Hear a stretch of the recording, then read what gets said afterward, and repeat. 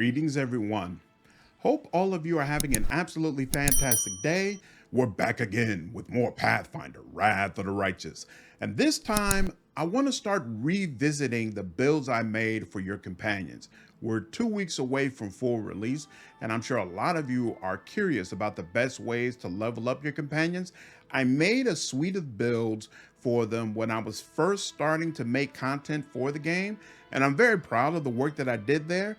But I'll be honest, at this point, I know a lot more about the game. I understand the systems a lot more, and there are definitely some aspects of those builds that I would change now with that new knowledge. So let's go ahead and run back through them, making sure I give you all the best information possible. And I want to start with Regill. In my original build for him, I didn't like him very much. I felt like he wasn't particularly sturdy, and I hated the idea of a frontline fighter using heavy armor who also relied on dexterity. I was just down on him all the way around. But now, after really digging in, getting an opportunity to use him, and understanding the systems more, Regill is amazing. Absolutely amazing. If you build him up right, he will decimate enemies that you're going up against.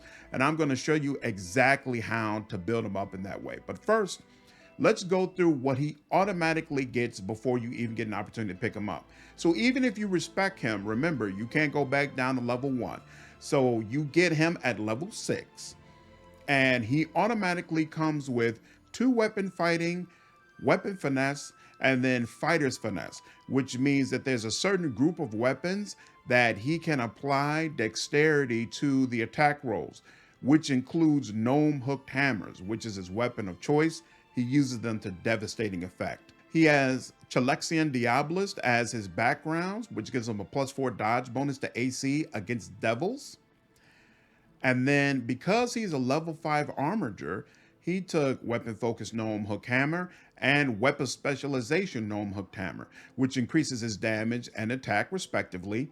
And then you also get armor training, which allows Regill to reduce the armor check penalty for his heavy armor by 1 and increases the maximum dexterity bonus allowed by his armor by 1.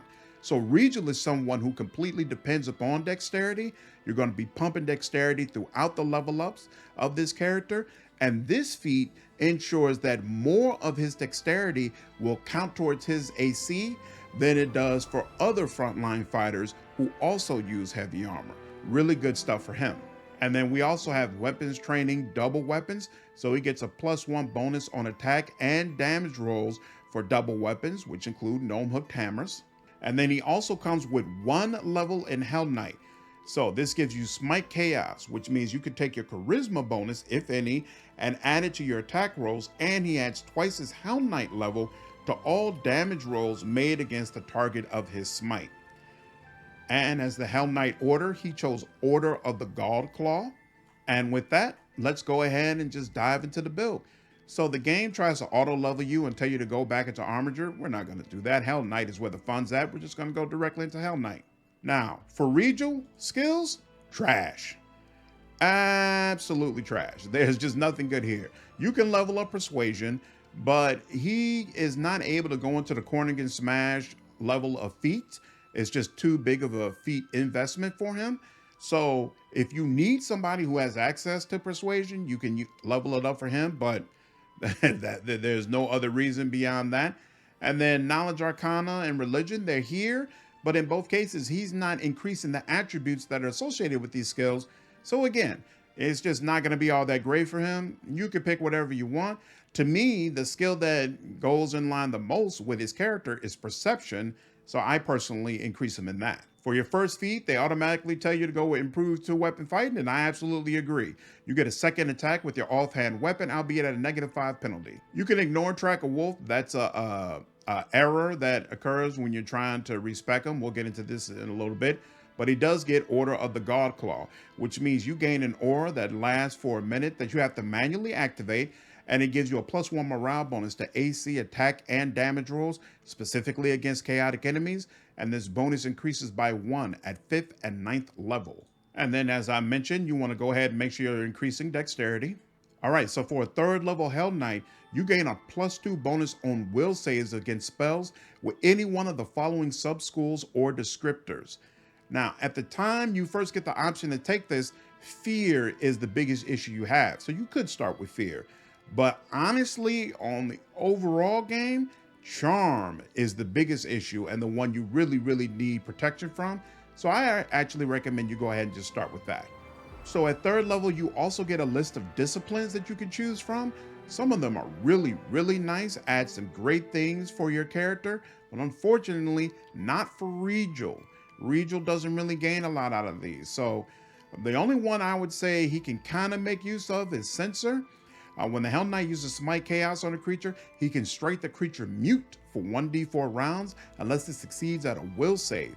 A mute creature cannot speak or cast spells with verbal components. That can be really nice to use against mages. Just one quick note, they have Tracker here, which allows you to summon a creature to aid you in battle, and a 9th level Hellknight can summon a Hellhound. This is garbage.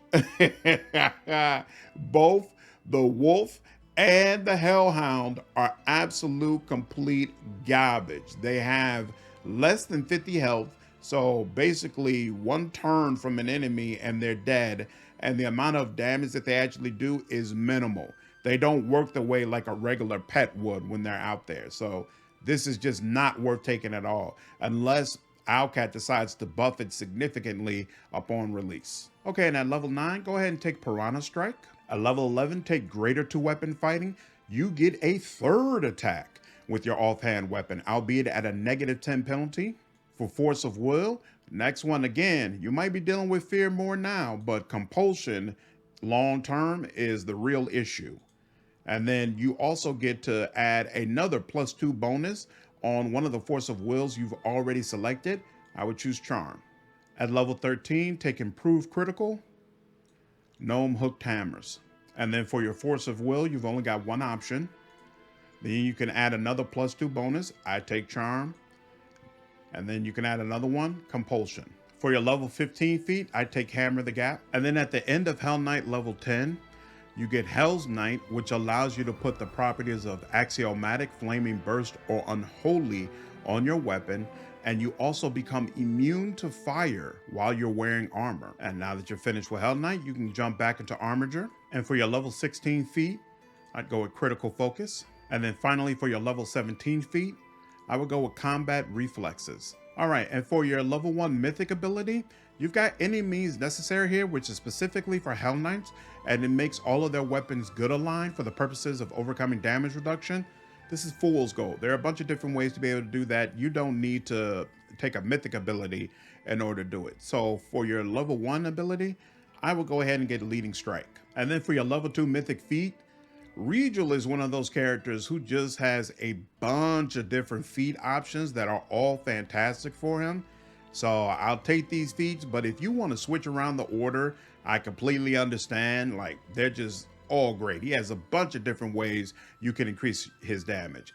I personally take Weapon Finesse, which is going to allow his dexterity modifier to also apply to damage rolls in addition to attack rolls. And then for your Mythic level 3 ability, I go ahead and get Mythic Charge. For your level 4 Mythic ability, I get 2-Weapon Fighting, Mythic. For your level 5 Mythic ability, I get Ever Ready. And then for your level 6 Mythic feat, I get Improved Critical, Gnome Hooked Hammer. Okay, so now we're in a combat situation.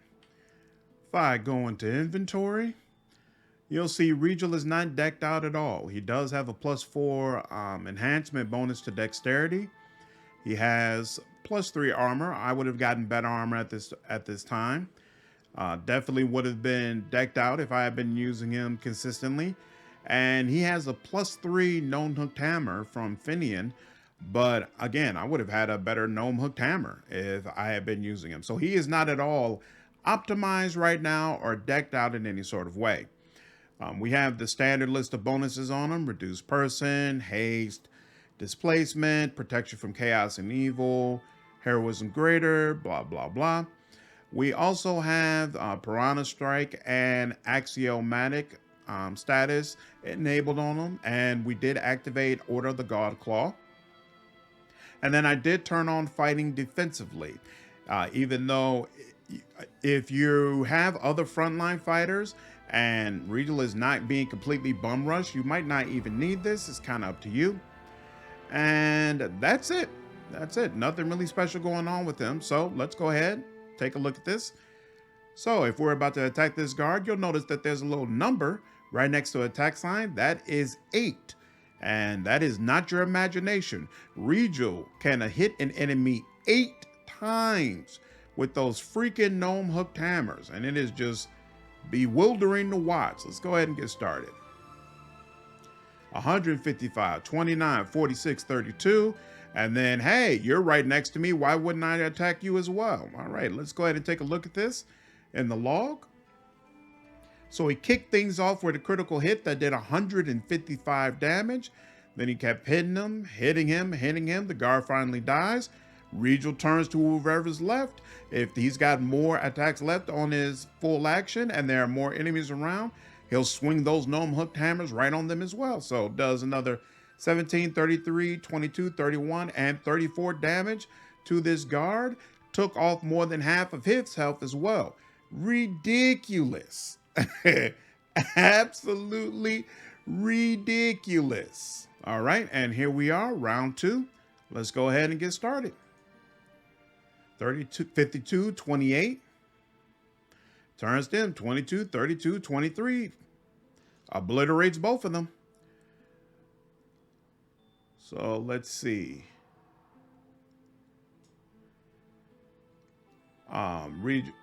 Regill hits, and again he's going for regular armor, but his to hit is so high it doesn't even matter. So 52, 28, then finally does a critical hit again, 150 damage, kills the guy straight up, and then 17, 22, 32, 23, 40, and the guard dies again. It's absolutely bananas. All right, round 3. Fortunately, it won't let me do a charge here, so I'll just walk over and attack this guy. 46 damage, very nice. All right, and now we get to go again. In fact, I'll change it up a little bit this time. Why don't we go ahead and use Smite Chaos? I assume these are I don't know. These might not be chaotic enemies, but we threw it on there regardless. Let's see what happens. Miss 20, 30, 22, 40, 26, 40, 41. Absolutely fantastic. And then hopefully this ends it. 45, 30, 44.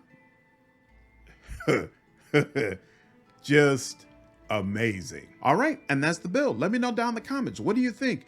Did this build make you want to use Regill? Do you feel like it's viable? Is there something I could have done better to make this build even more effective? Looking forward to hearing your feedback. And as always, if you enjoyed this video, please leave me a like down below and subscribe to the channel if you haven't already.